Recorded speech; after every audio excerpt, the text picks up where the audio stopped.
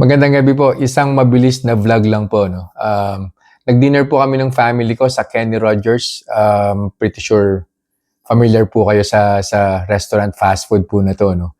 Na-curious lang po ako kasi meron po silang ina-advertise na mga meals, yung high protein, low calories, low carbs, tapos meron pa pong isa yung no sugar added.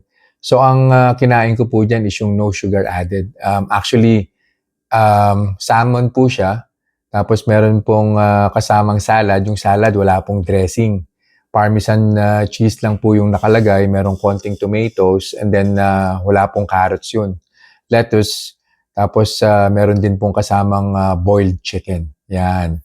Um, yung mixed vegetables po niya, meron pong young corn, cauliflower, broccoli, tsaka beans. Yung carrots, of course, hindi ko po siya kinain kasi alam naman po natin yung carrots, medyo marami pong carbohydrates yan eh. And then tumikim din po ako ng chicken. Of course, yung famous na roasted chicken po nila, no?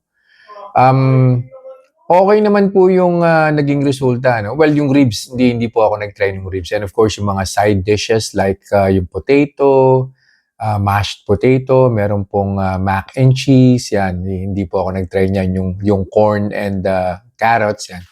Hindi ko po siya sinubukan.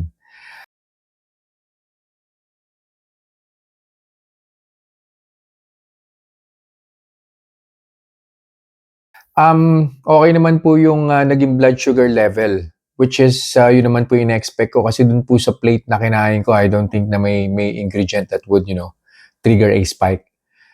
Yung blood sugar ko po nag-start at 103. First hour, umakyat po siya ng 121. Yun na rin po yung peak. And then after 25 to 30 more minutes, nag-115 na po siya. So, ini-stop ko na po yung monitoring kasi yung arrow, right after the 115 reading, pababa na po siya. And I'm pretty sure in the next 10 or 15 minutes, marireach na po niyan yung baseline blood sugar ko na 103. And then later on, bababa na po yan ng less than 100. So it's a good eat. Well, syempre, hindi ko na po in-interview yung kung sino man po yung cook nila doon. No? Kung coconut oil po ba yung ginamit, baka vegetable oil yung ginamit. Pero in terms of, blood sugar measurement, sobrang minimal po nun, 103 to 121. So, yun lang po. I'll see you guys in the next vlog. Bye-bye.